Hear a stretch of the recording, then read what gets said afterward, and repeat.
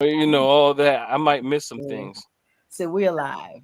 So we alive. All right, Black Box Radio. It is the DHC number 8. We're in a digital healing circle. The crew is here. It's November. It's cool in Baltimore. Beautiful night in Baltimore City. And I am Queen. I'm a host at Black Box Radio. We are a multimedia platform. We illustrate Black excellence. We are very involved in the community. We also have these talks maybe 6 to 8 times a month on the platform. So I want you guys to subscribe, share, like our content. We're on all of social media from TikTok, Instagram, Facebook. We're all over social media. Check us out, Black Box. If you want to get in touch with us, we're at blackboxradio@gmail.com. And we have a very beautiful website, blackboxradio.com. So check us out, subscribe to everything, like, share our content. Please get involved. Check out our content, give us some feedback, and let's make this experience better and better each time. But tonight, we have the Digital Healing Circle. I got what's my bar? I got Dr. Da, Lady T, Sankofa, and Queen of B. So we're here. We're ready to do some healing tonight. Is everybody okay? Everybody okay out there? Y'all good? Yes, ma'am. All Yeah, right. we good. The crew is good. So we're gonna jump right in. Or you guys can like say your name before you talk so people know who you are. But if you guys want to actually know more about the panelists, you can go back to some of our videos on YouTube and check out. We have 7 DH circles, digital healing circles already published. So check us out. We're growing this. So please get in the chat. Don't hold back. Talk to us. Healing time starts now. So guys, the war in the mind. I want to talk a little bit about that tonight. There's some physical wars on Earth right now, in the world right now, and I think those physical wars and just society and community and the Black experience. There's a war every day around us, from our communities, from oppression, from the things that go on in society, and our mind is affected. So we want to talk a little bit about that. Marcus, you kind of brought that up, and I want you to kind of expound on that, like the war in the mind and how it affects us, and give us a little feedback on the war in the mind. Sure. Well, excited and delighted to be back for episode number 3 for yours truly. Yeah, This is Healing Circle number 8. Yeah, 5 minus 3. So, yeah. Right, 5 minus 3. So I'm excited to be part of an esteemed group of panelists. And so I brought a few things to reflect on to the forefront for today's discussion. One of the bullet points was the war on our minds, and everything is connected.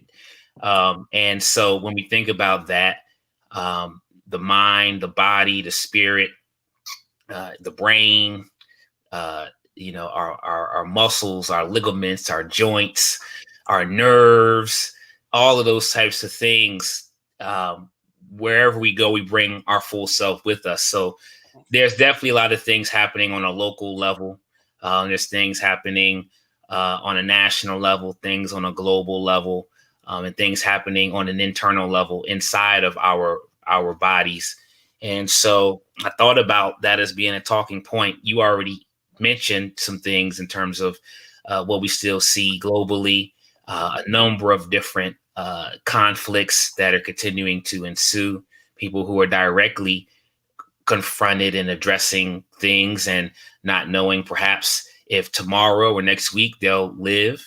And you also see, even on down to a national, to a local scale, there's so many different things, catastrophic things happening, environmental changes, which also affect people. So the war is it's many different directions that we could go.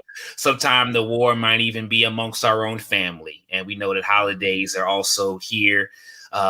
Some may subscribe and may not subscribe to certain things. Some might take part in certain rituals and be amongst family, and family can mean a lot of different things. So, yeah, there's a lot of different things we could talk about. But one thing for certain I can say is that whenever we experience things, events, circumstances, situations, it does affect our body. It does affect, it affects how we think, and it affects how we move. And, even tension and different things get stored in our bodies and it gets stuck. And so, one of the things that we could always do to try to work through that is to exercise, is to move, is to drink water and loosen up things. But anyway, there's a lot that could be said. I'm just saying a little something for your Queen of B to kind of get the juices flowing. But there's so many directions we can go. So I can just cut it off there. However you want to go with it.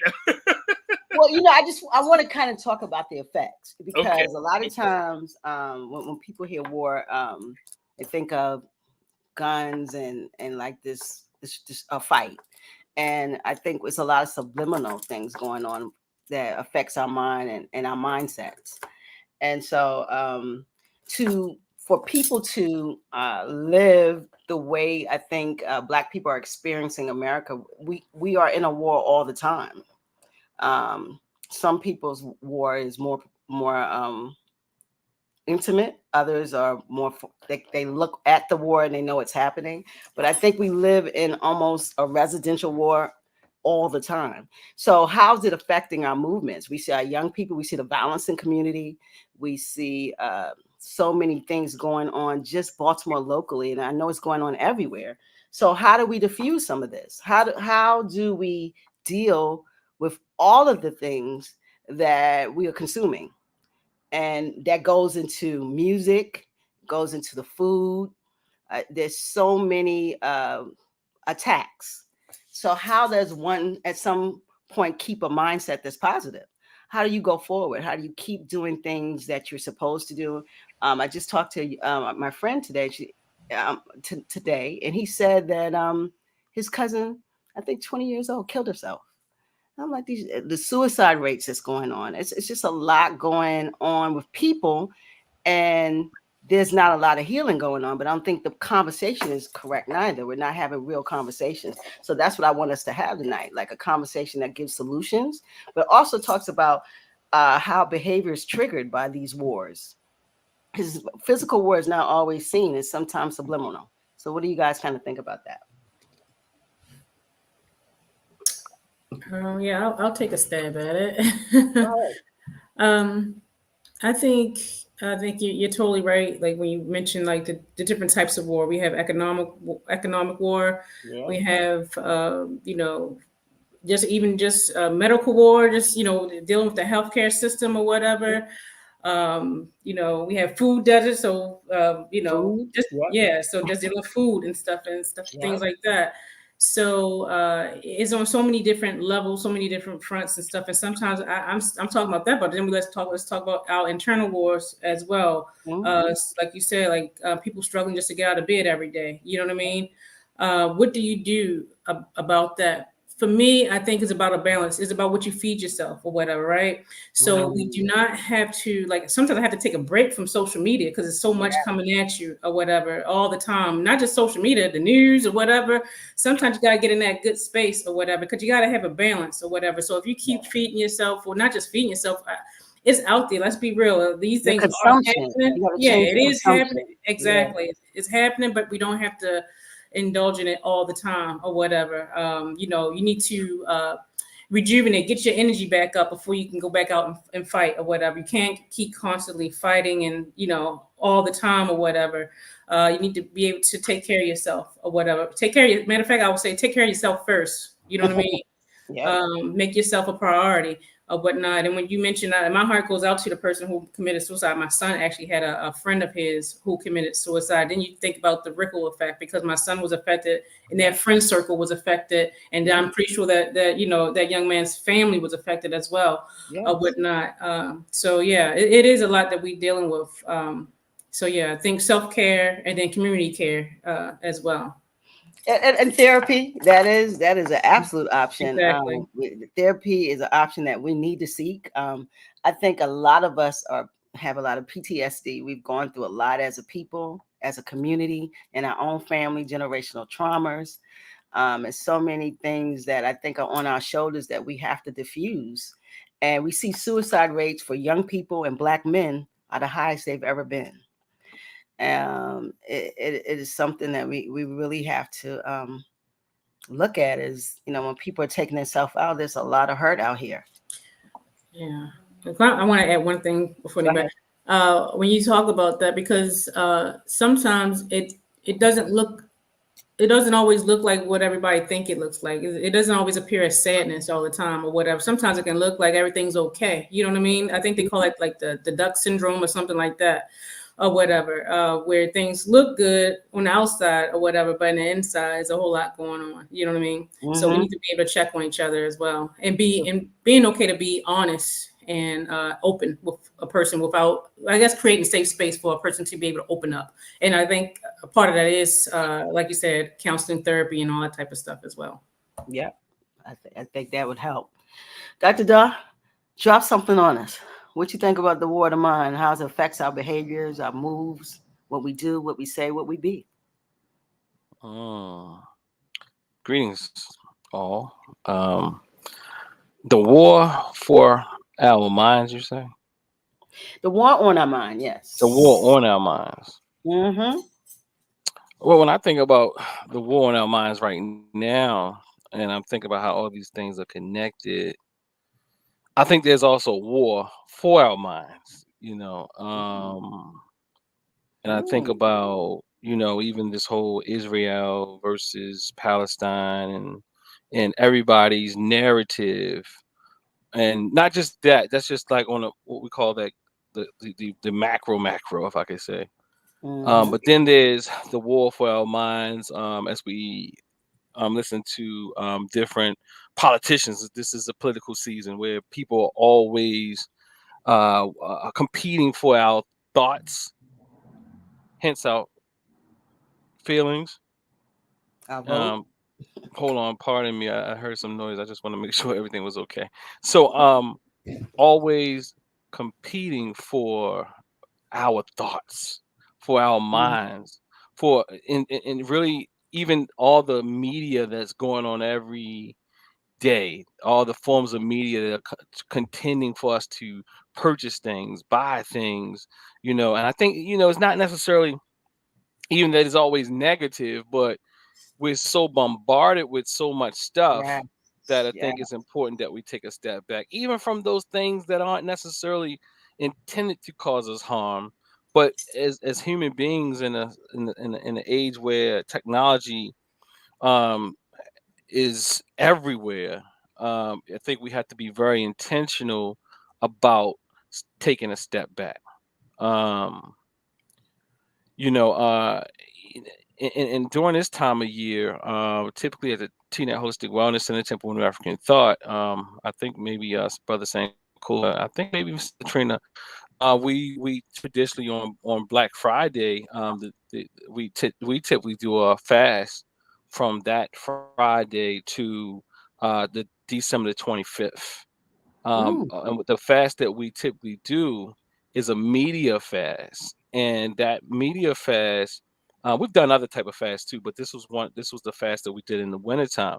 And during this time of year, that really helped us, a lot of us out.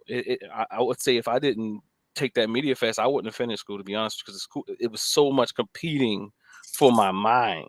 You know, and all the drama that was going on, all the drama that goes on every day in social media. I'm not saying social media is all bad and all this and all that, but what it did help me do is take a step back and not feel so dependent on it, because to some degree we feel like we have to know what's going on. Not even that it's life altering information. It's just that we just want to be in the know because the information is there. It's a bit of a stimulus. It's a bit of an It's addiction to a addiction. degree. It's Yeah. a addiction. So we get to the whole scrolling thing. We want to look at it. We don't want to miss things. We got to know what's going on, what he said, what she said, and all these different things. But what really helps, I'm going to say for me, and I think I know Brother Nick can speak to it on his own. I'm not sure if Sister Trina participated in that. I believe she was around, so I'm not sure. So the thing is, though, as actually Brother Nick's Brother Sankofa spoke about it our last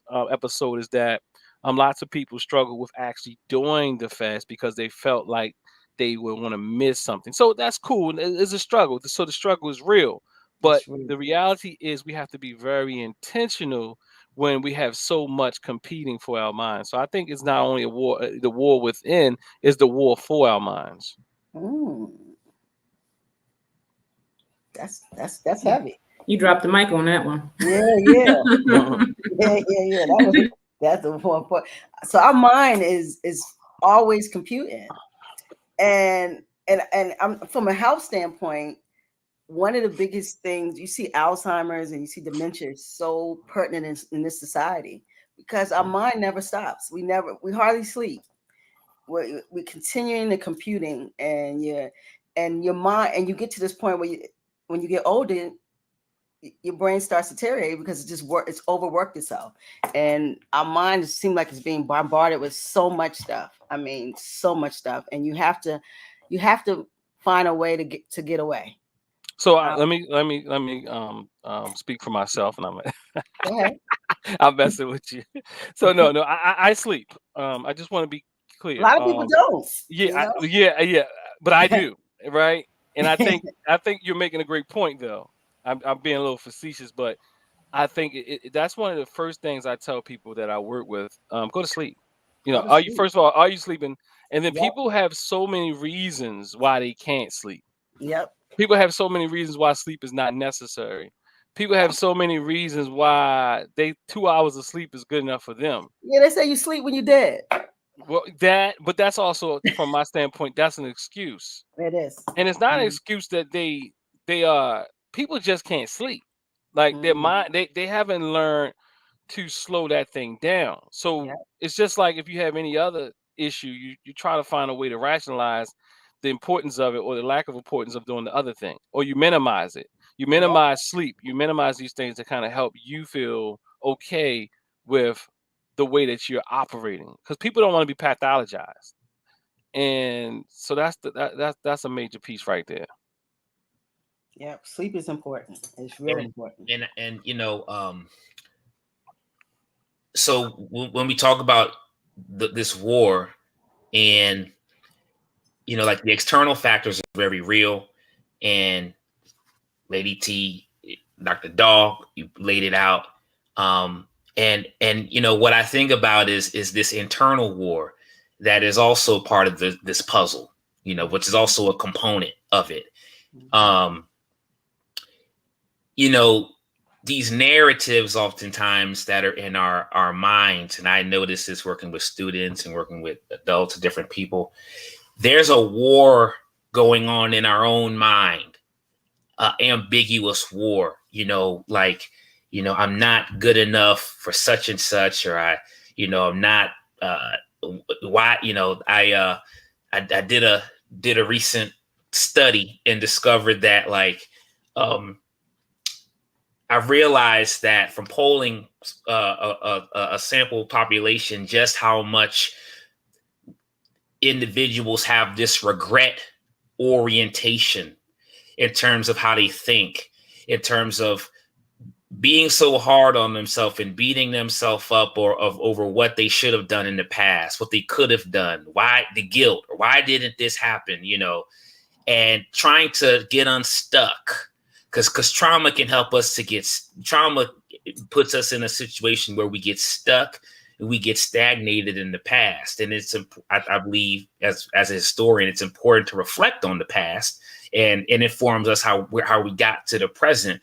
But when we stay in the past and when we live in the past, well, that could be something else, and that could at times be very detrimental. But I oftentimes see the war within our own brains, within our own minds, the inadequacies, the doubts, the insecurities.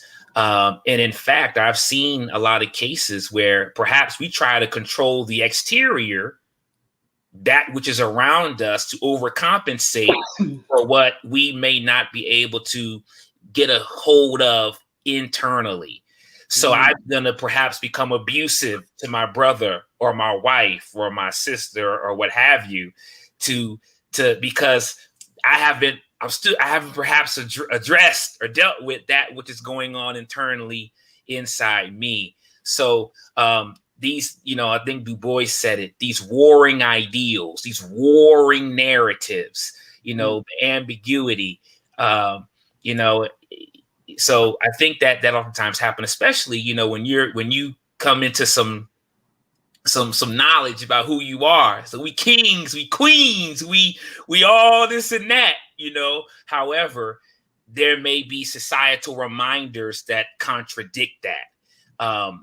Talking to my elders and doing oral history work, sometimes they'll say, yeah, we grew up in a family where we were always lifted up and we were, they poured into us. Yet when I saw that sign that said whites only, coloreds not allowed, or when I saw that water fountain that looked polished and the water looked a little clear and that colored water fountain looked a little bit different, that ambiguity, it was a little bit different. I had a hard time wrestling and grappling with that. So that conflict and that war within our own minds is something that is, I think, also very much happening.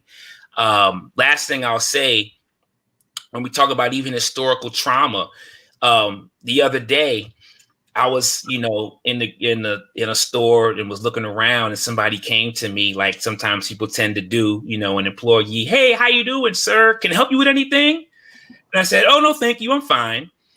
Now, for some, that might just be, okay, the person is in the store just offering assistance if I need it. So be it. So what? But this notion of like, well, dag, hold up, wait a minute.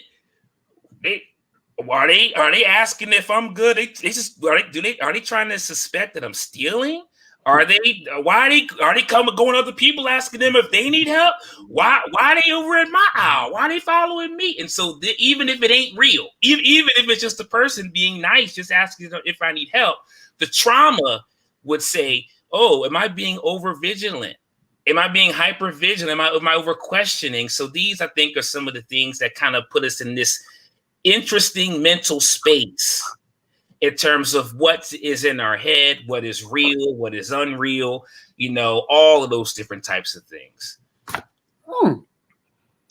That's saying something, because what's so interesting is if your mind is having all these issues and you have all these things juggling in your mind, how does it trigger your behavior?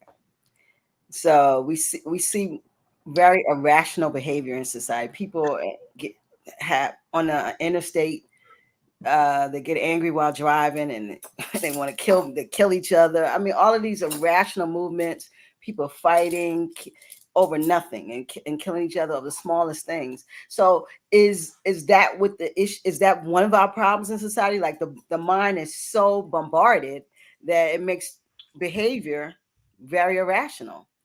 And I think that's what we are seeing in the cities and in the country too, because there's a lot of violence going on. So is that something that you guys think is triggering the behaviors that we're seeing in community, like in Baltimore? Do they have a correlation, mindset, behavior? Absolutely. So I think the war is always multifold, right? And many times we look to say, well, it's,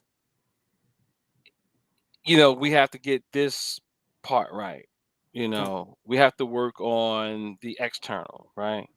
Right. Or we have to work on the internal, or we have to work on the, like people say, I used to say back in the day, economics and not the social component, or the athletic component, or the physiological component and not the mental component. And so all these dichotomies exist that keep us warring against each other, even though we believe we have good intentions many times. But the reality is that there's always multiple wars, and they're all interconnected, interrelated, and you just can't parse them out. So I think that all the wars have to be fought simultaneously. Now, some people would say that I have to get myself together if I can help somebody else, and that becomes a cop out at some point.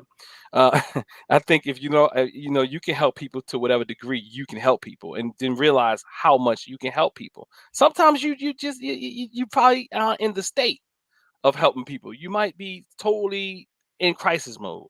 You might be bedridden. You may be something. And even if you're bedridden, doesn't mean you can't help somebody, because there's plenty ti- plenty times there's various forms of helping. But Mhm. your question was, what was your question again? It was Mindset and behavior. so yeah. We see a lot of rational behavior. So I just again, if you're in a society that is harmful, you will Mm. pick those qualities up, and even if you don't know it, you will also be harmful. Not especially if you're not intentional or mindful, and even if you are mindful and stuff like it's a lot. So the war has to be fought on all the different levels: the internal, the external, the all the different levels.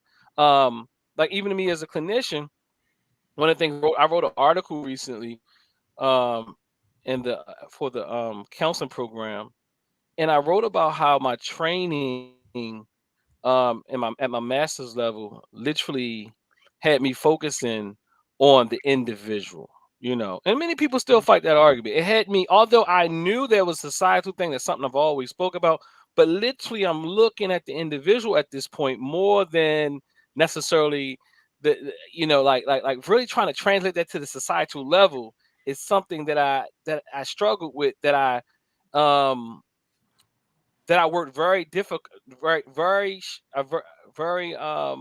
diligently to really connect all these pieces. Because at one point you're looking at the system and how the system is causing all these issues. You know, I don't know if I ever was in one bucket or the other completely, but what I'm saying is, as you grow, sometimes it becomes a struggle to now see how you show up and do things on a societal level. And I think the war has to be fought at all levels. And I think that I'm going to go and say that we, I think we have to really, even if we're helping people, we have to know that if we don't know that, we're potentially harming people. Because it's one thing, like Brother Sankofa mentioned earlier about the trauma, and he was talking about the individual trauma, but as a result of some external trauma. But it's interesting that, like, we will hold that person accountable while we still didn't put out the fire on the outside, you know, and we expect people to, at some point. I realized, I said, okay, so what am I trying to get people to cope with with oppression? Like, are you trying to get people to cope with oppression? you know, Yeah. like, it's real. They feel the fire, but now let's do some breathing and some meditation. And I'm not saying you shouldn't do that, but at the same time, you may just be causing more harm, because you're doing a lot of helping people cope with oppression. And it doesn't mean that you don't step back out of that stuff, as we all said, but we have to also help people advocate for themselves, but not only advocate for themselves. My challenge is that we all need to learn to advocate for ourselves and also each other, because if we don't advocate for one another, we continuously to support the status quo. We, but the problem is we struggle with advocating for one another is because we don't trust that each other is going to advocate for us. So we stay in these conditions, we stay in these institutions, we stay in this society that's very oppressive because we don't feel safe and we don't trust each other to really have my back when it's time to go up against the mighty lion. You said a lot. And my thing is, I hear what we're saying, but honestly, does the regular person have the toolbox to deal with all of these? It's like war fronts are everywhere, and then we add technologies because technology is like carving out a space in our lives, and it continues to get we continue to get exposed to more technology. So do the regular person have the toolbox to even be able to deal with all of these things? You said the war, it has to be fought on many fronts. Do we have the toolbox for that? And since we do, and if we don't, is that why we see community and the degradation, I think, of humanity that we see? Because we don't have the toolbox to deal with all the different wars, so that triggers these type of behaviors where we are oppressive, where we are violent. We have these issues but they're all like a child acting out because they can't handle what's going on, what's happening to them. So I think what you're saying is very relevant, but can we actually do everything on every front? Can we? Well, if we're collective, we can. But the problem is that most of us aren't feeling the pain enough. Let me just keep that 100. Most of us aren't feeling the pain enough to actually be prompted to do something or compelled to do something. Because to some level, to some degree, we find ways to escape it. Yeah. Like most of us have found a way to escape the reality that we find ourselves in. Sure. I mean, of course, you can always say, well, I mean, at least, just think about it. We're not in Gaza right now. So, so, so we have even listening to some of the earlier conversation as the conversation was being had, I was listening, so I was thinking, so it's like, and I agree with the conversation that we had. So I just want to say that. But I have to be honest that I was thinking about what about somebody who can't step out of that war?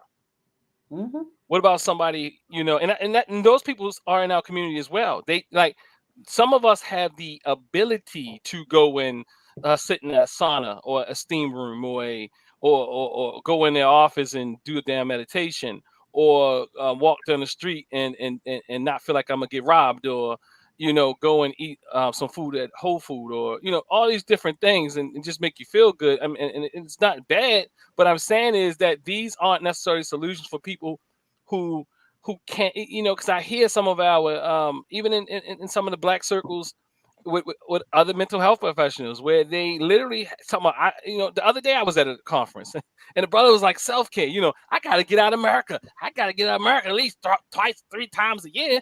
I'm like, well, who got it? Bro, I can't go to Africa 3 times a year.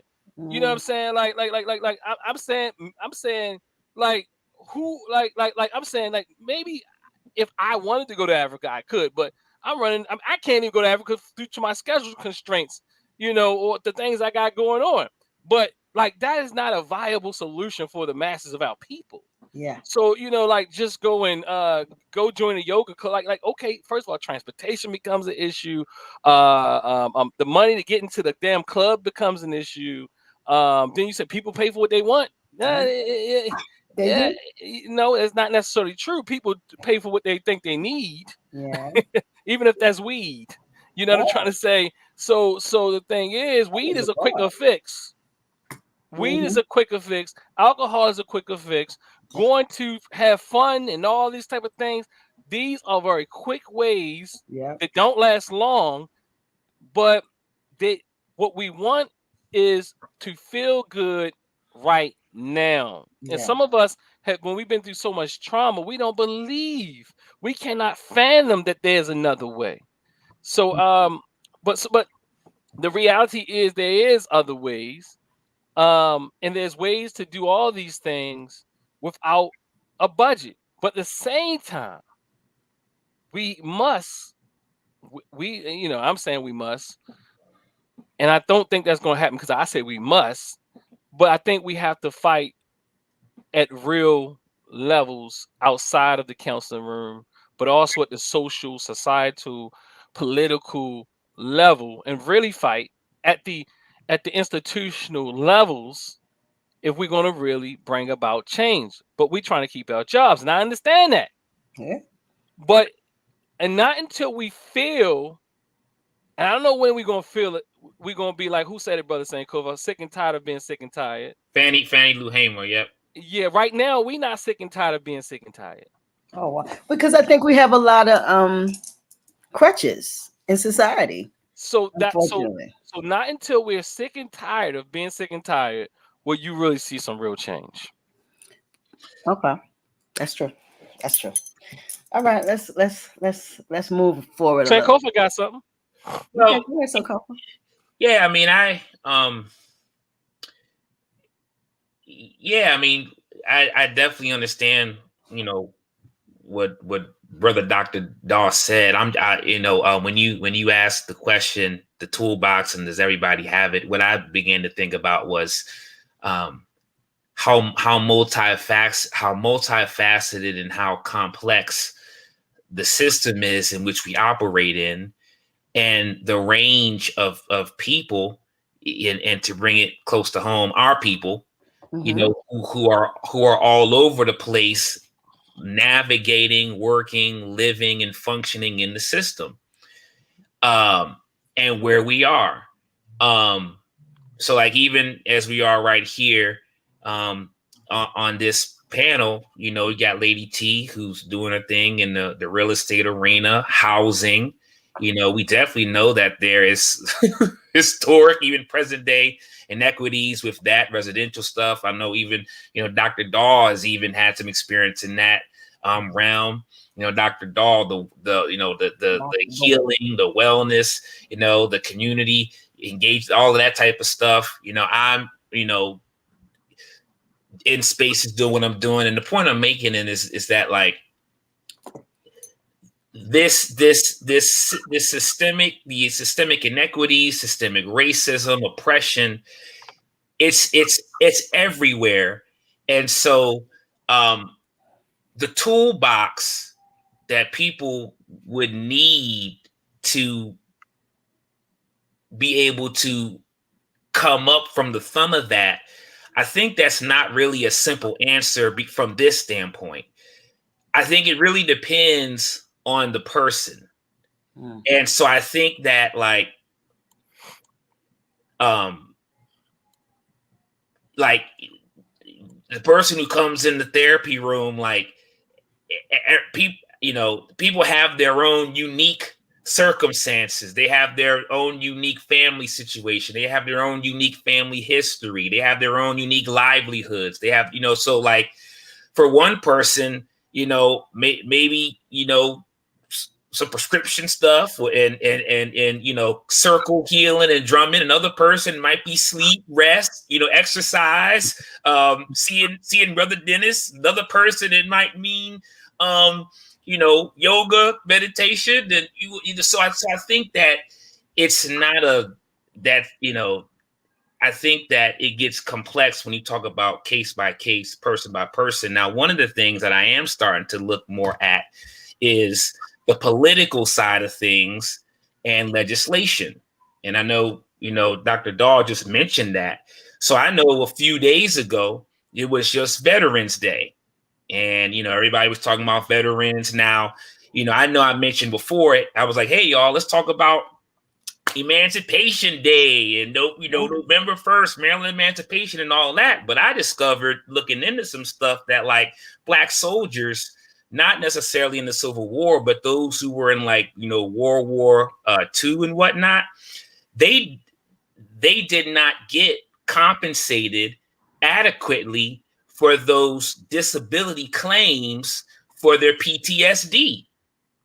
So when we talk about that, there even needs to be somebody at those tables. It might not be me, But there would need to even be somebody at that table to even advocate on that level to even ensure that that's the case, that they could get those types of the monetary support to support the trauma and what they dealt with out on the battlefield in combat. So I think that there is, yes, we have to fight it on all fronts because this racist, oppressive system is on all fronts. I think, and I said this, I think the very first time I joined the panel, but I think what sometimes happen is we can't get that far as we may need to get, because I think then it becomes the competition of, oh, I'm over here and you over there, and what I'm doing is more than you. And I'm over here in the streets. I'm in,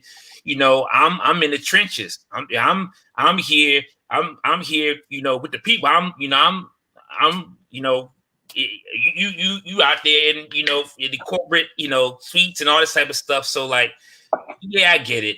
Sometimes we can lose touch of reality. Yes.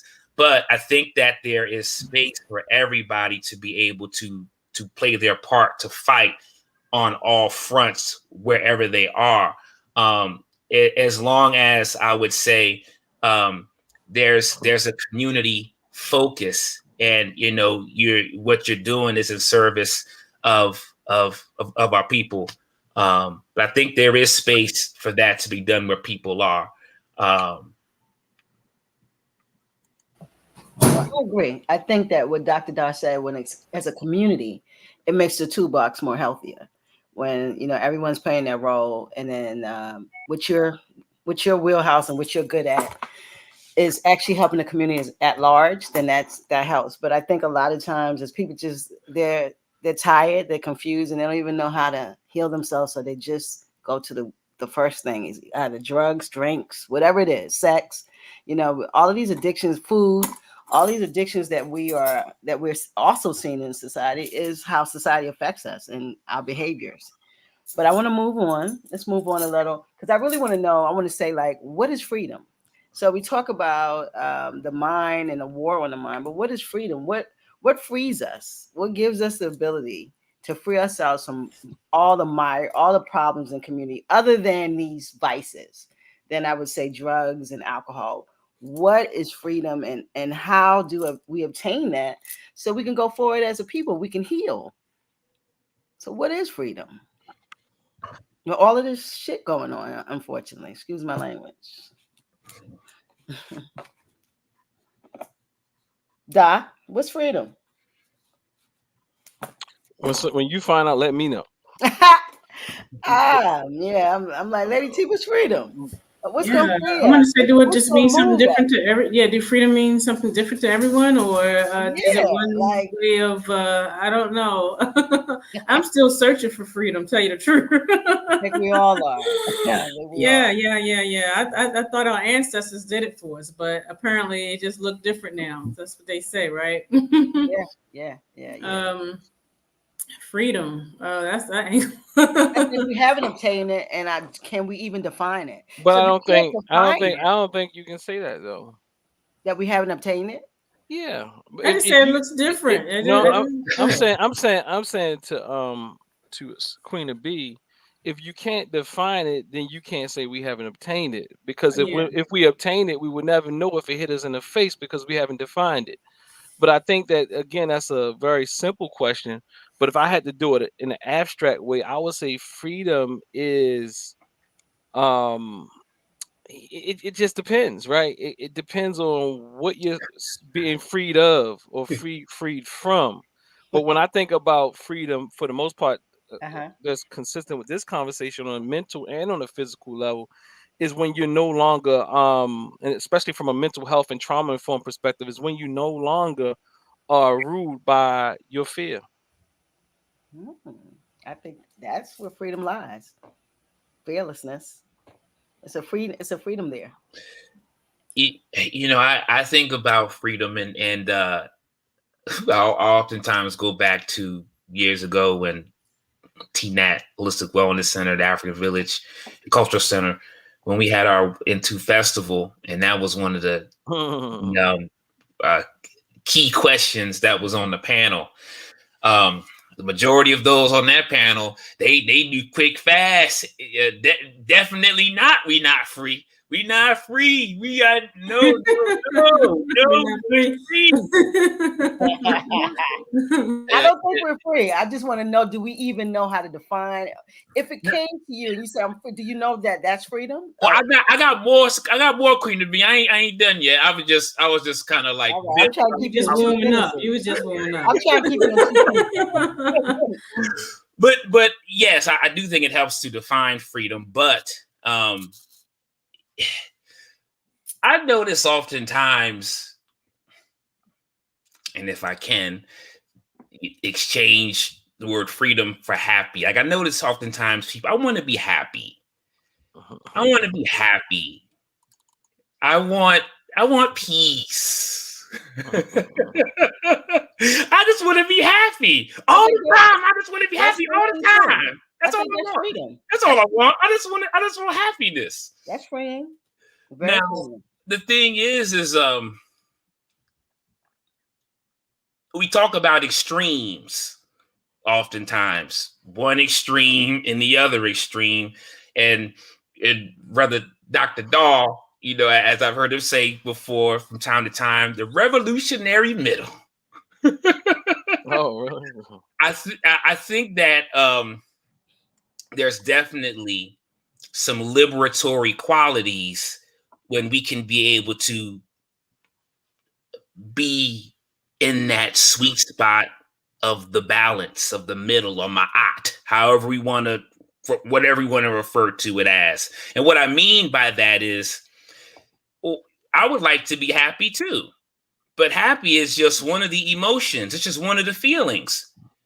But I think that, and this came up last conversation we had, I think being able to embrace, and even as I say that, I even acknowledge that that might be hard to grasp because there may be those who are suffering and dealing with some harsh reality. So to say to somebody who's in deep oppression, oh, you just got to embrace it. I get how that could even sound. But what I'm saying furthermore is I think that there's a lot when we can embrace the ups and the downs, the range and the complexity of what life can give. When we expect always to have a joyous experience or to be happy, or I think the Hosea speaks about the pursuit of pleasure all day, every day. We just talked about the addictions. I think these are the things that also can keep us from being free, depending on how we want to frame that. But I think that a lot of times it's embracing the good, the not so good, and everything in between, and the resistance to that. And I know sometimes we're convicted. I'm justified in wanting to be happy. I deserve to be happy. I have a right to be happy. And so I think that middle spot, balance is important. And I think also freedom, I would say a significant part of that is being able to also be able to see clear, to have a clearer lens, because we know that trauma can blur and distort our view and our perception.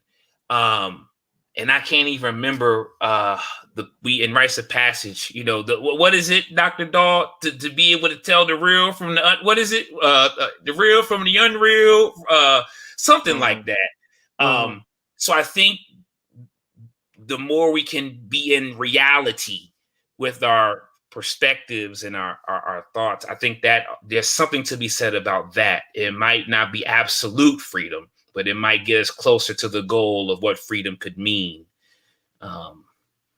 Yeah. That was a lot, because I hear people talk about freedom all the time, and I always wonder, like, do we really know what freedom is? And is it personal? And everybody's, what's free to you might not be free to me, you know. So I want to ask, like, what is freedom when you have a war going on, exterior, interior, in your mind? Where does freedom lie? that was something that I actually wanted to ask you guys, but we're gonna Well, all of them, all of them. huh? I think it's important that we have to realize that it's all of those. Is all, or say this, and I don't think it's One one way way. to answer the question. Oh, Yeah, can you hear me? yeah. Okay. Yeah, I don't think there's one way to answer that question. What is freedom? But I also think that when I was listening to Brother Sankova's response, I was thinking about his response about being happy and all those type of things. I find that to be a American delusion. You know, Mm. I find that to be the entitled Americanized version of I've brought into this Kool-Aid. I've drunk the Kool-Aid of America, Ah. because we start to believe that I am entitled to feel this type of feeling all the time. I'm entitled to these type of protections. I'm entitled to this. I'm entitled to that. And that right there robs us of really truly living. It robs us. Even the land of the free is the less free country, I would say, because it has Mm. mental shackles on us intellectually, Mm. emotionally, and Mm-hmm. behaviorally. You understand? And whereas other people in the world get to see a real, true sense of what the world looks like us, we live here in this country, and when I travel out of the country, you get to see people don't have all these polished sidewalks and damn signs and all this stuff that's just all pretty. Like I talked about in the last thing, all these trees is just planted. They got real trees. The trees ain't manicured. The trees are just there. God put them there. If we can use the word God, they're just there and they bear fruit. We're in a Mhm. country where you don't even have uh, what they would call feminine trees or what have you, trees that can bear fruit. You're Yeah, in we a don't have. country that controls every damn thing. You Yep. literally live in a place where you may have not even seen an apple tree unless you went to a damn reserve, like you saw people in, like the brothers and sisters, the native brothers and sisters. They literally live on the reservations. They literally put them aside. That's the same thing they do to everything in this country. They put they like trees. Like I used to tell them brothers and sisters back in the day. We think that organic food is something special when it's just the regular way it's supposed to be. That's So so true. we so you see all this fake manicured stuff. So it gives you a diluted perception about reality. Mhm. And to me, if we're talking about freedom on a psycho spiritual level, I would say then that's what we pretty much struggle with here, because we're in bondage on this psycho spiritual level where we see all this fake stuff is real. We see all the lights. Like, what happens? You go in the mall, like back there, you can see my little degrees on the wall with the lights and all that to put this appearance out there. You go in the stores, they got the Snickers got lights all over them and everything. That is called advertisement. That's something competing for your mind every Mhm. moment of the day that Mhm. takes you from reality.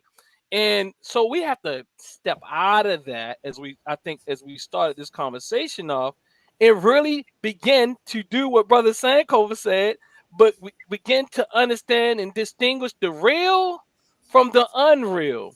And much of this manufactured, man-made stuff that we live in this society that has us believing that school buses are supposed to do this, children are supposed to do this. We believe in these social constructs. There's one way to live and one way to die and one way to do all these type of things, when it's just not the reality. This is the way that this society says you do it. And I'm not saying just become antagonistic just for the sake of being antagonistic. I'm not saying it's all bad, but I'm saying is we are highly diluted, and I want to drop another bar, and polluted, because we've eaten.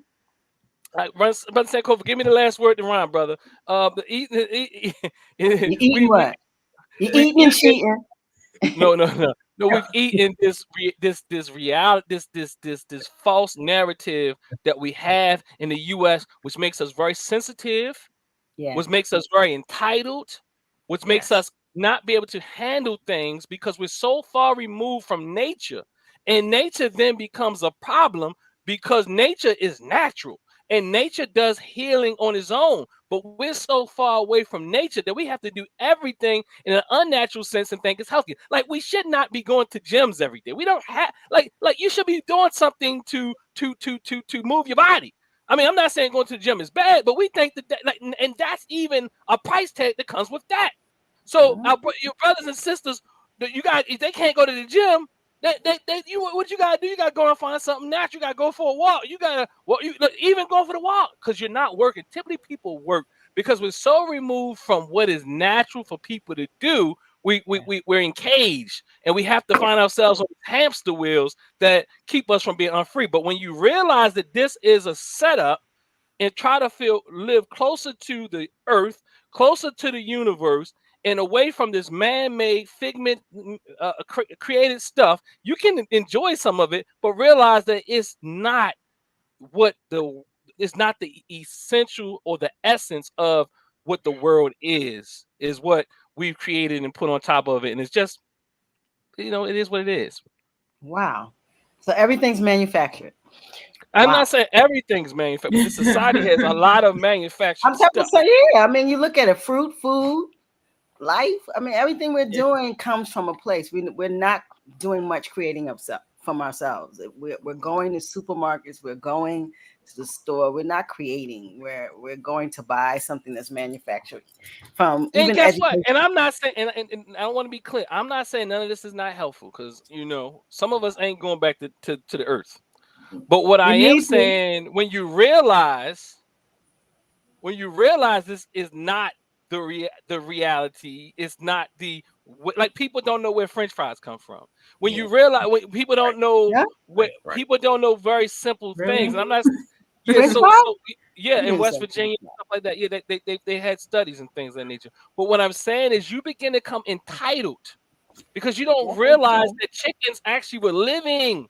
So you lose something of you can just overconsume stuff that should not be consumed at that level. I'm not saying not to eat meat, but you shouldn't have a chicken on your plate every day. You should not have the same vegetable all year long. There's certain things that just out of season, out of order. And if we're continuously operating out of order, at least not knowing that it's out of order, because I know right now that some fruit that I'm eating just ain't supposed to be being eaten right now in this part of the world.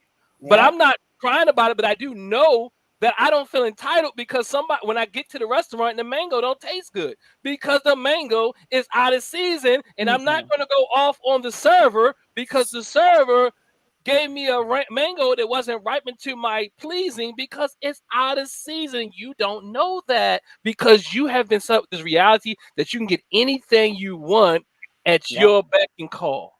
So we gotta really look at the world for what it really is. I remember back in the day, I used to say, Brother Sankofa, if you recall, I used to say, look, just think about it, y'all. Think about it, that everything that we're dealing with, even this technology, everything, even though we call it man-made, came from this world, out of this earth. And we don't realize that everything that we deal with right now comes out of the earth. I don't care if you call it man-made or not. It's not a thing that we have right now that did not come out of this this universe created by whatever, right? It's not much of anything we have that has not come out of this earth or some animals or some inhabitants on this earth. It's a lot of delusion going on. A absolute lot of delusion. I mean, you said so that's freedom when you wake up. Yeah, you said a whole mouthful there. We got to wake up.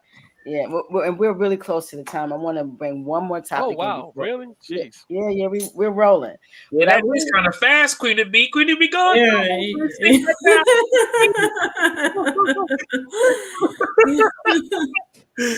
we've been moving tonight. It's like we're rolling through these stuff. But I do want to kind of bring up this, this rap lyric thing.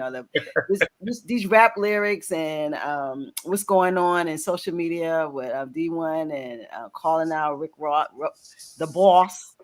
Rick Ross is my man, and Meek Mill and all these guys. But I mean, I really want to talk about music because I think sometimes we look for, and not to say that music shouldn't be positive or it should not emulate greatness. I'm not saying that. What I'm saying is we look for things to blame, that it is affecting society and affecting behaviors, and the kids are bad because of rap lyrics, and these guys are glorifying these lyrics.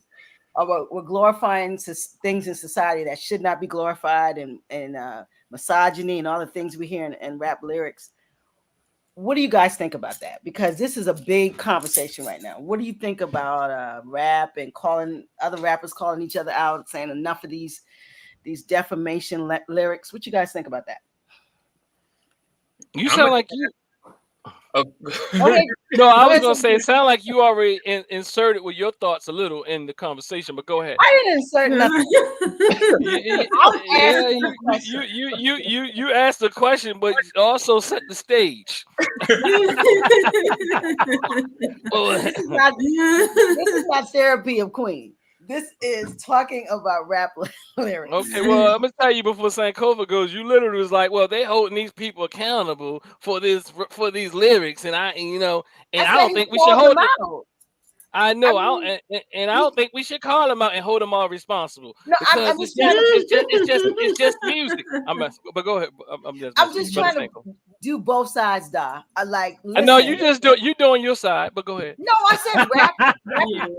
I said rap is beautiful. The lyrics should be responsible. I'm with you, Queen B. But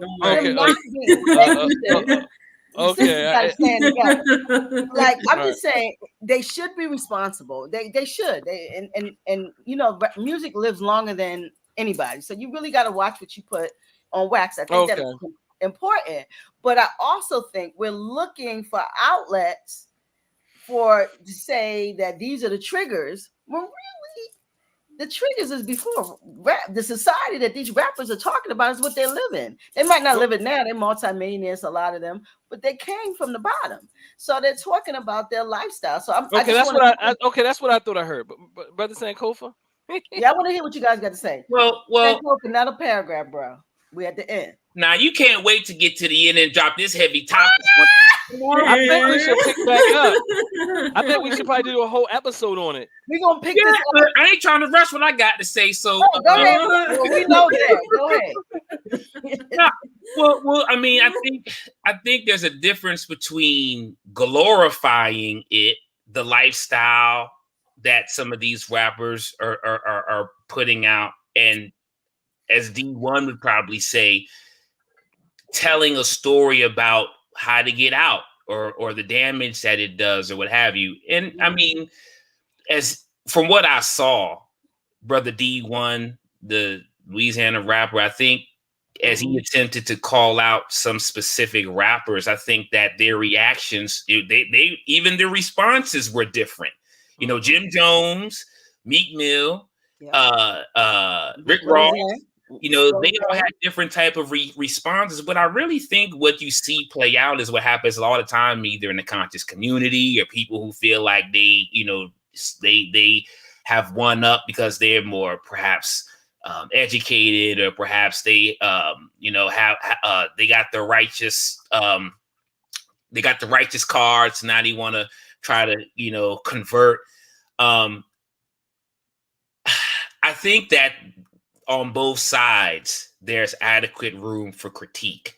I think when it comes to the rappers that Dee1 is trying to call out, I think, yes, there is a lot of damage that comes from some of the music. I mean, I back in the day, Queen of B and Lady T, y'all don't know this, Dr. Daw does. I was, I thought I was some like an MC back in the day. I dropped me a couple albums. Heard one of your back in the day. And the reason I did that was because I wanted to show that you could have something to say, and you could actually have something of substance, yet have some swag, or have some be cool, and I think when the response that some of them had to Dee1, I think they were saying, well, this is how I make my money. This is what I'm doing, ABC. The problem is you're not talking about that in your lyrics. So the people don't know you doing all of these types of things that you claim to be doing for the community. And then you could also look at that and say, well, why are you not addressing what the brother's saying? I think Dee1 was saying, y'all deflecting. Y'all not trying to take any responsibility for what it is you're saying. But then on the flip side with Dee1, who's very pious, he, you know, God. I think he is perhaps has a good, his intentions, I think, are good. But I think what sometimes happen is like, you know, somebody look at him, who was this square? Who was he corny? Like, you know, I remember when Will Smith used to be doing this thing. He used to always say, "Yeah, I got these awards and didn't have to use a cuss word. I didn't have to use derogatory language." But I think I think sometimes a good message can sometimes go left when we don't have the right approach. And I think that we have to be careful because we could push ourselves away or like push people away sometime trying to help them see what we see. And I think it's also important for us to know that everybody's not going to think how we think or move how we move. You know, so I noticed Dee1 on this God piece, God, and he sounds kind of dogmatic. And so, you know, that's once again, I see some similar parallels sometimes with in other instances in other cases. So I think that both sides, you know, can definitely kind of think again about perhaps how they responded, how they reacted, and different things like that. So I'll just say that for now, since you're trying to cut it short, Queen on us, Queen of the Beats. If you're trying to cut it short on you, bro, you can't cut you short. That we got to let you get whatever you got to say. We're gonna let that come out tonight. We don't cut you short. But yeah, so since you are a rapper, you're gonna end our show tonight with your bars. So we're gonna move on and hear some more about the rap. But yeah, get your bars together since that's your thing. Yeah, you're gonna hit us up before we leave. I'm gonna hear what you got. Yeah, I'm trying to hear what you got, bro. But yeah, I understand what you just said. But again, I think that they should be called out. I think everyone deserves a critique. And if you're making money doing anything, I mean, I think we all put on faces to make money. Black people go into the corporate space. I go into the space of work, and we are different people when we're in these spaces because that's just what we do. I think most of us, I'm not saying everyone does, but most people, they go into these spaces, they kind of change who they are. And I think these guys are talking about what they did, but when they're out in the street, they're doing different things. I'm just being, let's say, a devil's advocate, but I think that I don't like some of their lyrics, but I like, you know, the music. I love the music, but I think that they can clean up the lyrics. But I also think, go ahead. Oh yeah, I was saying, is it what they say? Is it art imitating life or life imitating art? That's one of the things they throw out there. And I definitely believe words have power, right? And in some of these lyrics, they actually glorifying using drugs. Big things like using a lean and stuff like that. Is that a positive thing to be? I don't like. Is that something positive for our community? Because you know, kids will listen to that. And when I was coming up, being a drug addict wasn't cool. Nowadays, sure. But I don't understand how you glorifying that or whatever. You know what I mean? So I think we do have some responsibility on what we put out there in the atmosphere or whatever. I don't think it's okay. I know it's about capitalism. I know it's about chasing the dollar. I know people got to put food on the table. But at the end of the day, you know, I think is it Rick Ross? He was talking about how he give the turkeys and stuff like that. Even though he put this out there. So back in the day, drug dealers was poisoning our community. Selling drugs and stuff like that, ruining families and stuff like that. But also supporting basketball teams. Yeah, they brought turkeys too. Yeah, and they did turkeys too. So I mean, as a community, do we want that? Are we okay with that? You know what I mean? Yeah, we want that quick money, the turkey, the gift basket is nice or whatever, but the longevity of it all, the repercussions of, the effects that it have on our families and stuff in our community. Is that a good thing? For me, I say no. So I do think we need to, hold them accountable for their lyrics and things like that. All right, I mean, that's what, I think Trina just made a great point, but I think you look at it on even a greater level when you look at war. That's a war tactic. when you send the what do they call them, y'all? The people like they're sending the people from the church. Was it not mercenary? What are they? Missionary. Missionary. Thank you. Yeah, missionaries in. You feed them, you give them things, you give them all this, you make them fat, and you make them love you. Then you kill them. So I mean, I think I agree with I think I agree with all what's being said here to a degree. I think that even if it's art imitating music or music imitating, I mean, uh, was it Trina? What did you just say? How you say it? I'm a little tired Art today. imitates life, life imitates art. Yeah, yeah. So let's say it is life imitate. I mean, art imitating life, right?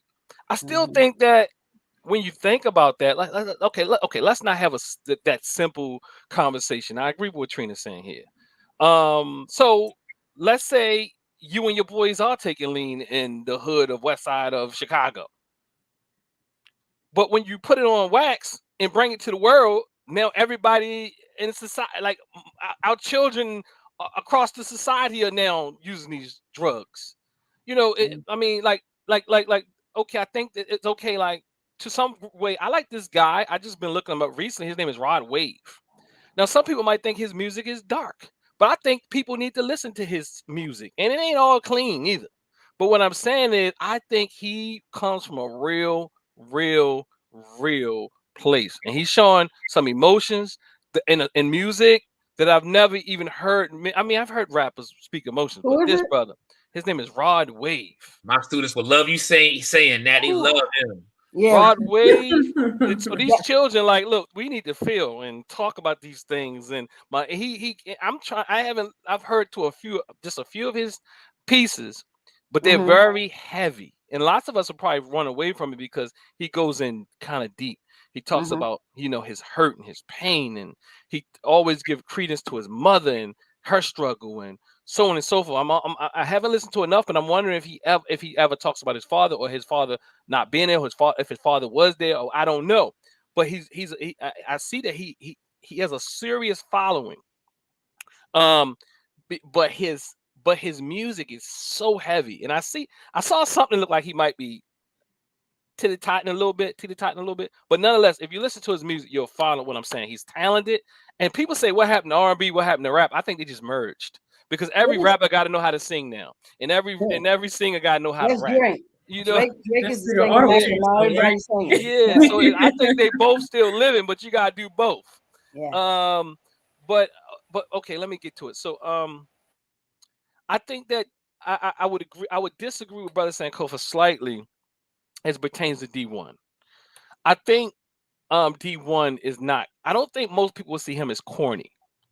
I think he's got enough swag as a Christian that's why people are listening to him.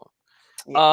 I I think agree. that's the only reason why it's even relevant at this moment because he got enough confidence, enough swag talking about Jesus at the same time. Because that you can't even shut him up. You can't even little boy him. You can't even like, look, boy, go ahead, you little Christian stuff, because he still come across with a certain level of Yeah. swag and persona and attractiveness that makes him a threat, you know, because if it wasn't him, they wouldn't even They be wouldn't even trying to they respond. wouldn't even respond. But Mhm. because he has a certain level of he's on Sway, right? And Yeah. he was Yeah, on this Sway. is he's like He this is 10 albums in. This guy has been in rapping. He's been rapping for a so he minute. so he's not like a superstar, but it's really like he's on Sway saying this stuff, right? Yes. He got mad skills, He has right? a platform. He has followers. This guy, he's not corny, I don't think. Yeah, Well, I so he wasn't trying to call him corny though. I wasn't saying he's corny. That's Will Smith. So I'm No, messing with you. I was saying that. Well, go ahead. That's messing but with you. but it's like you made that parallel if you didn't Okay, mean it like that, but it kind of came across like that, right? okay, So gotcha. so what I'm saying is that he has and I think I agree that somebody needs to call him out, and to some degree I also okay, so it's two things here. All right, is D1 doing this really to promote himself? And should he do that or shouldn't he do that? I think I'll be sitting I here think that's trying. part of it. Okay, so if he's promoting himself, is he as big as I don't want to use any words. Is he doing this from a pure place? if he's doing it from a pure place, go ahead, D1. If you're upright man, upstanding man, and you're not gonna take it and manipulate people with it, all right, keep the fight going. But You know, the history of his music says that he's doing it from a place that, I mean, this is what he's been doing. It's nothing right. new. But he also realized that he wouldn't probably still be as popular as he was if he wasn't doing Christian music. Let's keep that real. Because he got skills, but if he was rapping about the same trap stuff that everybody else was rapping about, he wouldn't be as popular as he is. So, I mean, at least that's my assessment. I could be wrong. But what I'm saying is he is a Christian rapper, and that was like, if you got a conscious rapper, they got all types of conscious rappers that's more popular than they need to be because there ain't many conscious rappers. But if you get one that's halfway good, you're gonna be the man. So D1 is the man in that, well, one of the men or women in that realm of Christian rap, because Christian rap normally sound corny, and he makes it sound pretty good, and he doesn't sound like he's trying to convince you. He sound like that's really good with it. But okay, but what am I saying here? If he's pure, I do agree, but I don't think he's jeopardizing as much as he said he's jeopardizing. And let me. What do you mean? What do you mean when you say that? This is just came to my thought. I didn't Come really. on with it. This is just come to my thought. I didn't really mean to assess him because I like him. Let me just say that. Come I on like with him. I like him. But my assessment is, okay, he's not. If he wasn't a Christian rapper, he would not be as popular as he is, right? And he's not like so him just keep them clean bars is not really him jeopardizing his career, because really those clean bars is really why he's relevant, because he's good with clean bars. But if he was trying to be a trap rapper, you can listen to the brother here in Baltimore named King Los, who's a beast. I'm talking about top tier beast. You know what I mean? I'm talking about top tier. You know, and sometimes, I mean, I know I don't think D1 got nothing on him, to be honest with you. But what I'm saying is D1 is nice, but he's more relevant because he's nice and he's Christian. He's nice, and some people want to listen to something that's not so violent. So I get what you're saying. I don't think that he's being like so. I don't think his own assessment is that he sacrificed, being clean. I don't really buy that, because I don't buy it, because too many people out here that's nice that's selling trap bars. So what sets him aside? Space. Are you saying that's his space? That's his space, because it's like people, like somebody told me sometimes people they come into the conscious community. This is an assessment. I mean, that's an example. They come into the conscious community and they speak really this powerful language, and they become the number one person and all that. But if they were another preacher, they would just be mediocre. You understand? Like, they got all types of people similar to D1 is doing the more normal mainstream stuff. Talib Kweli, although he's kind of conscious, but these are more, these people like Jay-Z said, he ain't been rhyming like common sense, because the money, and even Common try to switch it up. But what I'm saying is D1 is as popular as he is, from my thought, is because D1 is a Christian rapper. I think he has a lane. I don't think it's a sacrifice, but I do also appreciate the fact that he's calling them out, and I hope it's coming from a pure place, not a place just to get attention. You understand? And if it's not, and with that, I think people should call him, and I hope that other rappers who've been through it do it in a way that Sankofa's even saying too, in a way that people can digest it. But guess what? People ain't always going to digest stuff. I'm a therapist. I don't care how nice you say stuff to people. I don't care how much you roll on the floor and lick the leg and lick the feet and make them all that. It feels like somebody hit you with a thunderbolt when you're not used to dealing with criticism or critique or feedback or any of those type of things. And I think you're right, Brother Sankofa, when you say that. I didn't look at all the different responses, but Rick Ross definitely was very immature in his response. And I think Sister Trina was, and I agree with Sister Trina when Sister Trina says that, come on now, giving turkeys out. Listen to that. That sounds so ignorant. Like we look, when what I thought about when he said that, I thought about New Jack City. All right, Nino Brown. I thought about all the kingpins in Baltimore that did all these different things. And I also understand is the hustle is a hustle is a hustle, and people, and that's a formula for what charlatans do. They give you a turkey, they buy you a basket, they open up a soup kitchen so they can just rape you. Excuse my language. Yeah. Listen, it's 120, guys. It's 120. This is a heck of a conversation. Marcus, I saw your mouth open, but close 120? It. Oh, 120. Oh, hour and 20 minutes. In other words, hour and 20 minutes. This part of the conversation is popping. Because so you're gonna have to cut this out and then we're gonna upload that by itself. No, we're not cutting nothing out. No, that's what people do. They cut it out, like put the whole video up. Can we talk about it afterwards? Well, cut this. No, let the people know. We're gonna cut this part out and we're gonna upload it. I'm not doing that. To be continued. Give me access to your account now, and I'll do it. Okay, so we're gonna continue this conversation, guys. Since we're gonna cut that out. No, I'm not gonna say that. So we're gonna continue this conversation. We quoting Jay-Z, and it wasn't in a positive sense. We quoting Jay-Z as saying that he wanted to rhyme like common sense, but he ain't rhyme like common sense, which was negative because he's saying like all that conscious stuff is not going to get me no money. So he's a capitalist. So what he they all are. That's what I was saying. Yeah. So basically, what Jay-Z is saying, his rhyme is letting you know, like, look, I sold my values, I sold my morals, I sold my swag to get money. They all did. That's what they do. But I think him calling them out, if he didn't have some kind of cred, like you said, they would not respond. This is not a new conversation. People have been talking about rap. The Hotel California called me Tyler Perry. Listen, what is that? I did see. Yes, you did. They've been talking about these rap lyrics for a long. This is not a new conversation. It's Dee1 approaching them, and he had enough.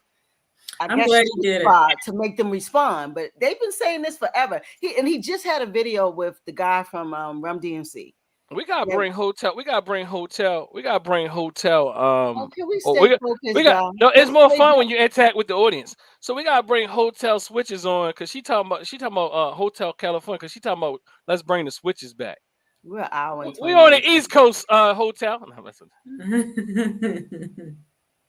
Tell her what the West Coast did was bring all that gangster mess. Her name is Erica. Erica. What happened was when your boy Easy and them with all them switches came out, they messed the game up. I don't even think the rappers have messed the game up. I think that this is a corporate movement. Well, they complicit, but they're complicit in it because they're getting money. Yeah, they're complicit. Look, they're complicit. We gotta hold everybody accountable. We got look. That lady down the street who's getting beat up by her husband. The lady down the street who's getting beat up by her husband because of his oppressed state. I still got to tell him, bro. Look, you guys keep your hands off of her. Got it. You got a lot of energy right now. I don't know. You took something because you was real quiet at the beginning. You running that mouth now, but we got to go. It's an hour and 22 minutes. So anybody got a nice jewel for the end? It should be a rap from Sankofa. But do you Sankofa got a rap? Hope you dropping them bars? What's up? You said you got a few albums. Come on. MC Africa, come on. All right, y'all ain't gonna test me. Here we go.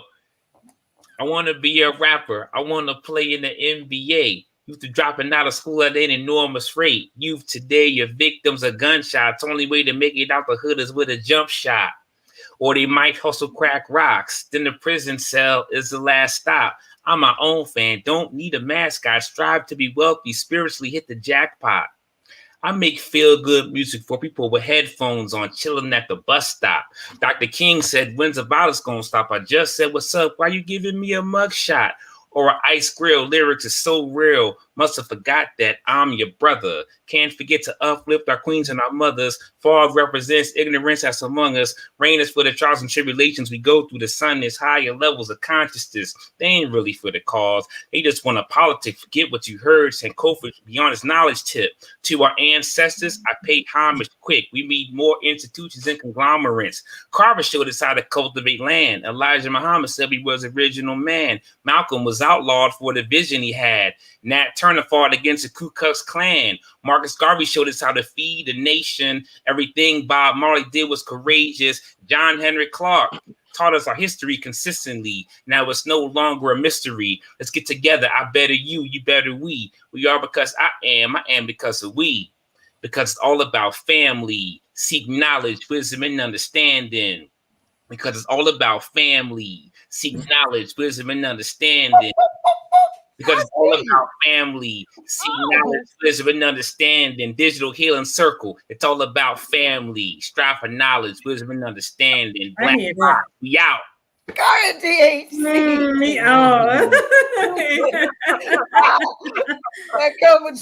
Drop that. I'm trying to tell you, y'all better watch out. Y'all better watch out.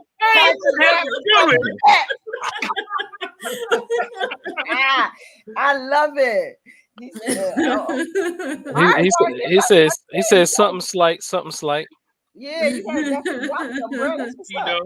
So yeah, that was, listen, that actually is beautiful. That is the end. That's a great end. Yeah, awesome. We're going to continue this conversation. This conversation gave Da a ginger shot. It made Kofa come out with all of these bars. Lady T came in. We really got to come back to. So we're going to come back to this conversation. The HC9, y'all know what we're talking about. Words, lyrics, all of that. Calling people out. We talk about all of that. Anything else you got to say, Dr. Da? Open your eyes. No, I'm good. You good? Lady T, Yeah. you good?